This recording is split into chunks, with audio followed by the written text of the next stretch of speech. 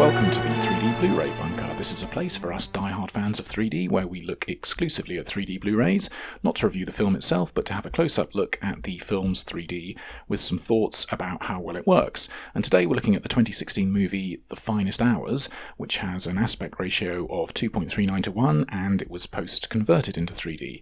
The film is a telling of the true story of the US Coast Guard's rescue attempt of the crew of a catastrophically damaged ship during a massive storm in the early 1950s. And in several ways, this is a slightly surprising film to have been given the 3D post-conversion treatment. There's plenty of rousing action, but it's not exactly an action film in the modern sense, and it's not really a disaster film in that sense either. And there is a lot to enjoy in the film, but it's not exactly a fun sea romp, but rather a pretty serious telling of the story. So not exactly what I'd call typical 3D fare in that regard. More than that though, this one looks like it was an absolute bugger to convert, as a majority of the film is doused in rain and sea spray, all what looks like incredibly challenging stuff to wrangle into 3D. Before the storm has brewed, we're introduced to one of our heroes and his romantic pursuit, and the film opens with the style of 3D that I think it continues with for the entire film, and that's to say it's tasteful and non-flashy 3D, all fairly natural looking, as this is not a film for pop-out junkies. So views like this street look natural and deep, albeit not exactly stereoscopically exciting.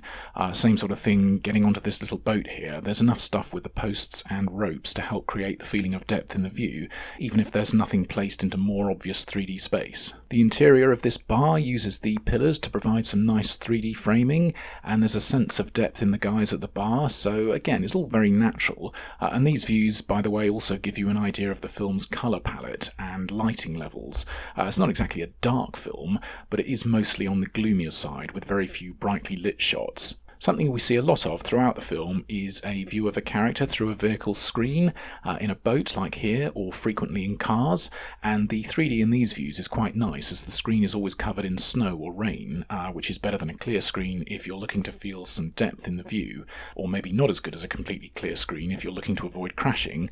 but I'd take good 3D over health and safety every time. The views from the inside, looking out of the screen, work well in 3D too, and I think shots like this in 3D are always better at putting you inside the car than the same view in 2D, and it's really nicely done here with the depth beyond the snow in the car's window, emphasising the feeling of being inside the car with Chris Pine, which I think all helps to put you in the car with him and feel the world from his point of view. This shot is from the opening of the film when we first meet him, and we join him as he's about to meet his romantic interest, and there's a nice bit of 3D at work when he first sees her, with a slow and steady camera move in on him, and the 3D doing a solid job of isolating him from the background, and helping with the feeling of this being a guy facing a significant moment in his life. So we know that before the seas get rough and the story proper kicks off,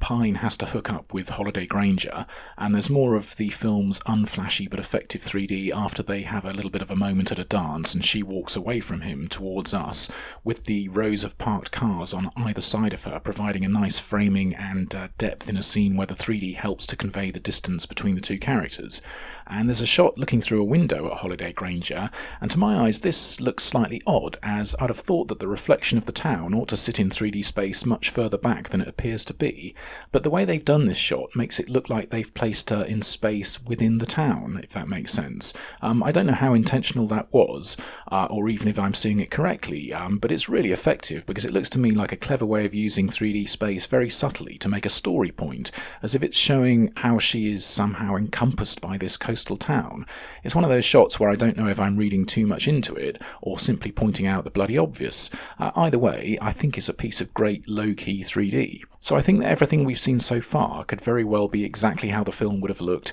if no thought had been given to 3D during its production. It's just that it's been well converted to assist the shots with what they were already conveying in 2D. Now, it could be that how the film would look in 3D was given priority consideration from the very start of the process, but to me, I really don't think that looks like it's the case, and this does feel to me like one of those films where the decision to give it a 3D release came much later on in the production. By way of example, there's a scene where the crew of the doomed ship has to rope up a big steel beam and move it around. There are any number of ways you can think of where you could get shots of this beam that would look great in 3D, but I don't think that they actually got any of those. These views here are more about depth rather than what looks like in these stills like obvious pop-out opportunities, and there's nothing wrong with that, of course, and like I think I said at the top, this is a straight-faced dramatic action film, and not a fun, silly action film where the beam would definitely be expected to emerge a long way out of the screen. There is actually an incredibly brief moment where it does do that a bit, but it's typical blink and you'll miss it stuff. I think one of those quick edits that's effective in 2D maybe, but I don't think it has much of a useful place in 3D, with the pop-out being way too quick to properly register. And that was it, by the way. There is actually a chain that I think is shot from various positions which show it off in 3D in a much better way than that beam. Best of all in one quite strong view of it where it stretches deep into the passageway and deep into the frame. So a lot of the film is set on board the stricken ship, and when I say stricken, this ship really is well and truly struck. We get to see quite a bit of the interior with lots of shots of the engine room, which is a naturally very three-dimensional space full of bits of machinery jutting out and rails and pipes and valves and all the gubbins that makes for nice 3D views. I used to actually have a job that saw me on board decommissioned ships, and I like to get stereo photos of engine rooms for exactly this reason. So the ship's engine room is a big 3D space with all of those nice views, but equally effective is an engine room at the other end of the scale when we briefly go inside that space on the little lifeboat, and here the 3D does its thing to emphasise the cramped nature of this compartment, and it's a nice counterpoint view to the one on the ship. Other parts of the ship look good in 3D too, like various railings, and of course ships feature plenty of that excellent 3D location, the corridor, with several of the ship's passageways having lots of 3D depth, and there's a nicely effective sequence where the crew has to relay a message from out on the deck through the ship's passageways and hatches down to the engine room. I think it was 30 degrees in the next 2 minutes, passed from man to man, and I couldn't help it bringing to mind that old war joke of send reinforcements, we're going to advance, getting corrupted along the way to send 3 and 4pence, we're going to a dance. But again, this isn't a film with much in the way of humour, so the message gets through intact. And more to the point though, it's a nice camera movement in 3D. They have to establish how many crew members are on the ship, and there's a shot where I think the 3D does a good job in helping to make the number of men clearer than it might be in 2D, with the separation between the members of the crew here giving more of a feeling of how many people there are. This scene is at the same time that Casey Affleck is giving his Thomas Andrew Titanic speech. She's made of iron, sir. I assure you she will sink. And it's a really good bit of 3D at a dramatic moment with him set deep into the frame, which is brought out as he's seen through this narrow corridor of space framed in between the crew. And that's not giving anything away. It's apparent from very early on that this stricken ship is likely to have only one direction of travel, downwards, and this is made shockingly clear when Casey emerges to what's left of the outer deck, and the 3D I think is good at showing what had felt like the comparative safety of the interior,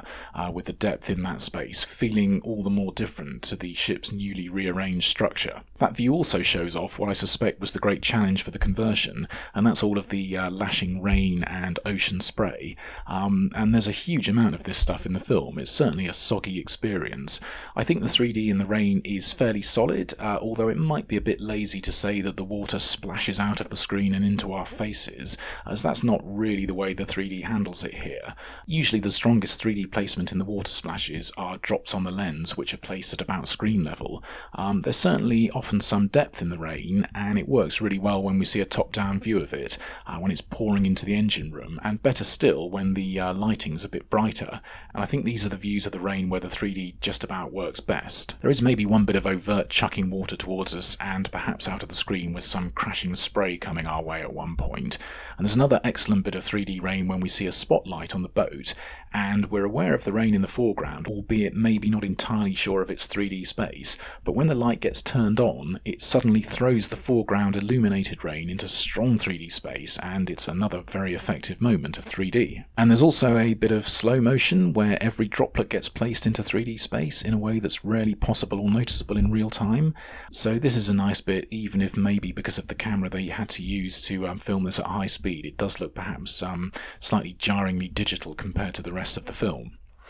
Back on shore, we see some of post-converted 3D's other great difficulty, and that's the foreground foliage here, but there's a fine trick of 3D misdirection at play in this shot, and that's to have the snow providing pleasing 3D depth, so we really don't notice the lack of completely accurate space in the bushes there. Also on the shore, we see someone amongst more nice 3D snow, and he's setting off my binocular alert moment, but we don't get to see the view through his binoculars, which is probably a good thing, as 2D and 3D films almost always do it incorrectly. Then again, back on the ship, here's somebody else taking a look through his binoculars, and this time we do get to see the view, and as ever, it's the weird view that only exists in films but not in the real world. And partly because there's not all that much to see, we don't get a nice hyperstereo view either. Back to dry land again, we see Holiday Granger at the telephone exchange where she works, and all of those cables to the right of the screen there sit in 3D space in a way that keeps the shot interesting.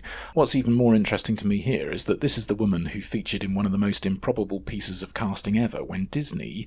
who also made this film, put her in their Cinderella remake as one of the ugly sisters, which I guess was a decision that sits somewhere in between inspired and insane. She features in what's probably my favourite 3D shot in the film, and it's one that's far removed from any of the soaking wet action, and is another very gentle and low-key moment, but it's also, again, extremely effective, where the camera's slowly moving in on her as she's looking out of the window at that dangerous coastal town we saw reflected in the window earlier,